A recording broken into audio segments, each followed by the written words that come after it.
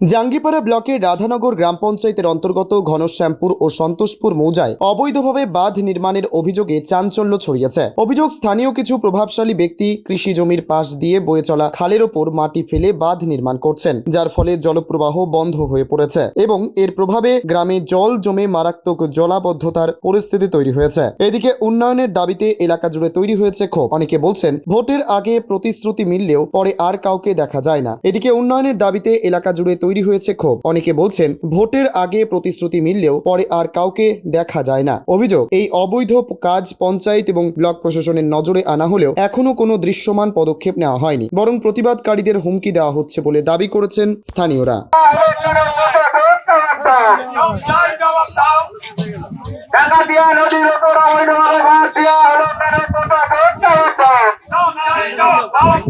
আপত্তিও জানলে আজকে দিদিমণি সে তার